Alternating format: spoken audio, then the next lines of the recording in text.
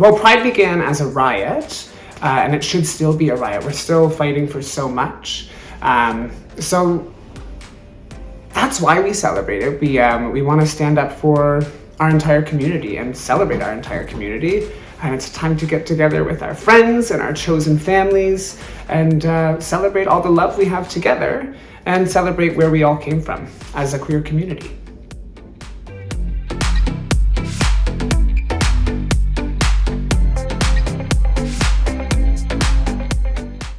Straight people can absolutely attend Pride, and they absolutely should attend Pride. Pride is for everyone to celebrate the queer community. So allies are a huge part of that community, and without straight allies, there wouldn't be someone on the inside fighting for us as well. So absolutely, straight people can and should attend Pride. Invite anyone you know and love to come with you and celebrate your Pride with you.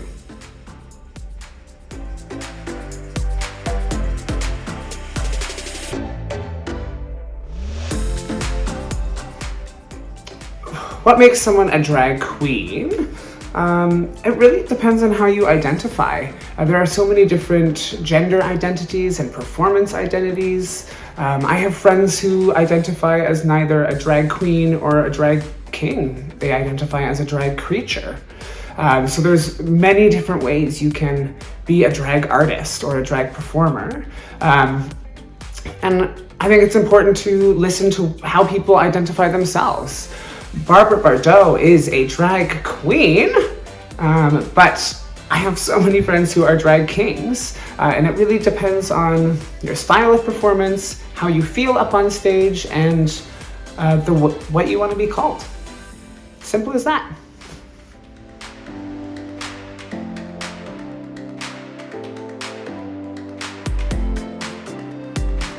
I got into drag through a love of performance. I absolutely love being up on stage. I have a background in musical theater, so that's kind of what drew me to it in the first place. I was going out to drag performances in Toronto, and one of my good friends, Jason, was also a drag queen named Jezebel Bardot. And I would sit there and hang out with Jason while he painted and became Jezebel. And I just really wanted to try it. So Jezebel really helped me. She got me started with my makeup. She lent me so many costumes, and she helped me get onto stages. She actually entered me into a competition, she forced me to enter the competition. And that was my first time up on stage doing drag. So I asked her for her last name, Bardot, which she got from Brigitte Bardot, the French supermodel and actress. And then my mom raised me to love Barbra Streisand, and Barbra Streisand is a musical theater legend, as am I. So Barbra was born. Barbra Bardot was born.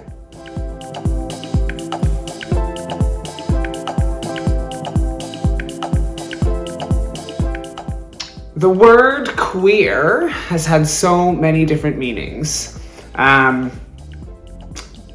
Currently, when I hear the word queer, or when I use the word queer, I'm talking about the queer community. So anybody who identifies as different or something other than straight, I suppose. Queer is special, it's happy, it's community. Queer is all-inclusive for me. It means anyone who would support or love me, I would include in a queer bubble, I guess. It has a long history to the word. It used to be used way back in the olden days. I wish I could tell you an actual date. But in the olden days, it meant weird or strange. And then people started use it to hurt and attack people who were part of what we now call the queer community. So the word does have a history of being used hatefully against queer people, but our community has kind of taken that word back, and we now own that word. And I think anybody can use that word as long as they are using the word with the right intent behind it. The word isn't a bad word. It's a celebrated word unless you're using it in that hateful way. If the intent behind it is to hurt somebody or make them feel worse, then you shouldn't be using that word, and that is a bad word. If your intent is to celebrate the queer community around you or your own queerness, absolutely, it's an amazing word.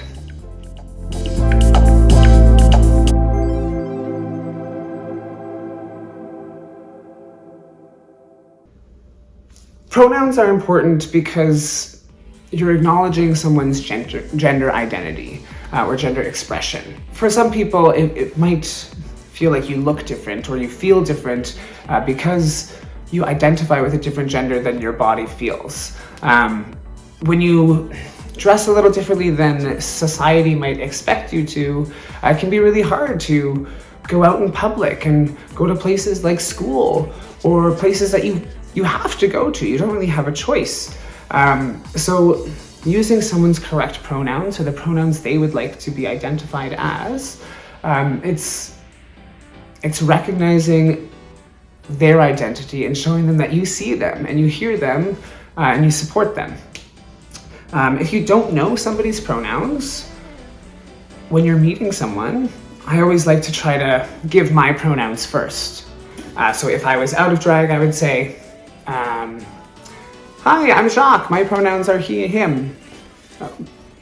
Who are you? What are yours? I find it's a nice way to invite somebody to share theirs because sharing your pronouns first also kind of opens that door and lets them know that you are a person who will hear that and hear what their pronouns are and respect that. So always asking, and if you mispronounce someone, don't attack yourself, don't be mad at yourself, acknowledge it, fix it, and move on.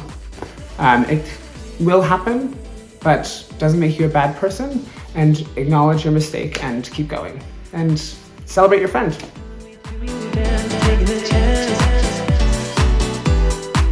For someone who is worried about losing friends or family coming out, oh my goodness, we have all been there. It is very, very scary. It's very, very hard to come out. I recently came out this weekend to my parents about being a drag performer. I've been doing drag for 4 years now, and I just told them, and it was still the scariest thing I've ever done. It was a huge weight off of my shoulders, and I feel great now. My parents were very supportive and loving about it. We've had times in my past when I was coming out where there were some hard questions they asked, and there were some really tough moments, but we got through it. And I think that's why I was a bit scared to tell them I was a drag superstar, because I had memories of some hard conversations we'd had before. But if you're worried about someone leaving you or cutting you out of their life, there are so many people out there who are there to support you. It's a chosen family, right? We all have our chosen families, the people we surround ourselves with, and it's gonna be scary, especially the first time. Like, I remember the first friend I told, I wrote it in a note in class, and I slid it to her, and she fully ignored what I said and just moved on to talking about the boy she had a crush on. And we have been best friends ever since, and it changed nothing between us. That might not always be the experience. I have had people who didn't take it well or might not be in my life anymore because they weren't as supportive, and that's how you find the people who are going to be your people, your supportive queer family around you. And I'm always here for you. Shoot me a message on Instagram and I'll show you some love.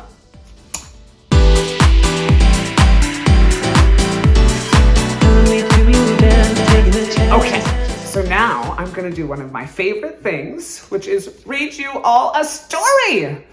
I am an elementary school teacher by day, or an elementary primary teacher, and I love, love, love to read stories, especially stories about queerness and gender and drag queens and drag performers and everything under the rainbow. So I'm going to read one of my favorite books to you. It's called Maurice Micklewhite and the Tangerine Dress. It's written by Christine Baldacchino, and the pictures are by Isabelle Melenfant, performed by Barbra Bardot. Now, I chose this book. It was one of the first gender expression books that was read to me when I was in teachers college, learning how to be a teacher.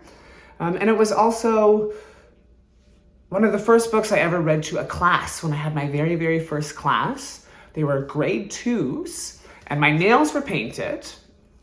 And one of the students looked and said, "Mr. St. Pierre, why are your nails painted?" And I said, "Well, let me read you this story." So I'm going to read the story now, and then I'll tell you the rest of my story. So Maurice Micklewhite and the Tangerine Dress.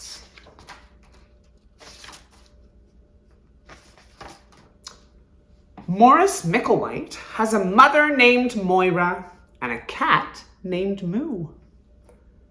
Maurice likes Sundays because his mother makes him pancakes on Sundays. Ooh, I love a pancake. Mondays are great too, because on Mondays, Maurice goes to school. Maurice likes a lot of things about school. He likes to paint, he likes to do puzzles, he likes the apple juice at snack time, and singing the loudest during circle time. Most of all, Maurice likes the dress-up center and the tangerine dress. Maurice likes the color of the dress. It reminds him of tigers, the sun, and his mother's hair. He likes the noises the dress makes. Swish, swish, swish as he walks. And crinkle, crinkle, crinkle when he sits down. He takes turns wearing all the different shoes, but his most favorite ones go click, click, click across the floor. Sometimes the boys make fun of Maurice. Sometimes the girls do too. Maurice pretends he can't hear the words over the swish, swish, swishes, crinkle, crinkle, crinkles, and click, click, clicks he makes when he walks. Maurice pretends he can't hear their words, but he can. On Monday, Becky tried to pull the dress right off his back. "You can't wear it! You're a boy!" Oh, if only Becky had met me.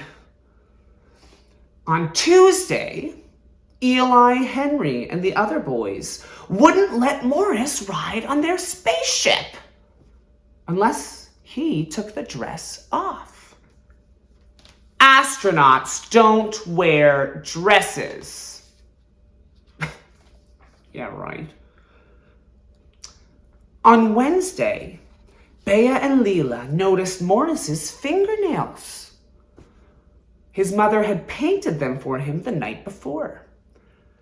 They chased him around the playground shouting, "Pinky fingers, pinky fingers." On Thursday, the boys wouldn't sit near Maurice at the snack table. "We don't want you to turn us into girls." On Friday, Maurice pretended he had a tummy ache. When he thought of all the kids in his class and all the mean things they did and said, his tummy ached for real. His mother let him stay in his bed and read books about elephants. Moo sat in his lap. Moo liked elephants too.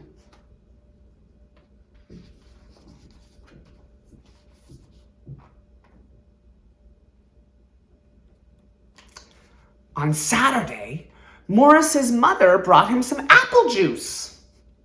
As he took a sip, she stroked his hair and Moo purred loudly. Maurice suddenly felt well enough to do a puzzle. He hummed to himself and he felt better still. On Sunday, Morris crawled out from under the covers after a wonderful dream about being on a space safari with Moo. In the dream, they saw big blue elephants and tigers the color of the sun that Morris could hold in the palm of his hand. The elephants swish, swish, swished as they moved through the grass. And the tigers ate giant leaves that crinkle, crinkle, crinkled as their teeth chewed them. The buttons on the spaceship click, click, clicked under Morris's fingernails. Morris wanted to share all the amazing things he had seen. He took out his brushes, put on his smock, and began to paint using every color he could imagine. He showed his painting to his mother when he was done. He pointed out the big blue elephant, the tiny tiger, the color of the sun, the tall grass and the giant leaves. He pointed out Moo in his shiny space helmet. "And who's that?" his mother asked, pointing at the little boy in the tangerine dress, riding atop the big blue elephant. Morris was hoping she'd ask. "That's me," he said. On Monday, Morris went to school with his painting rolled up in his backpack. And when he had the chance, he put on the dress that reminded him of tigers and the sun and his mother's hair. And Morris swish, swish, swished. The tangerine dress crinkle, crinkle, crinkled. His shoes click, click, clicked. Morris felt wonderful.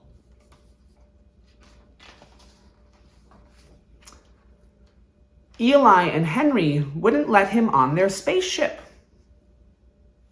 So Morris built his own.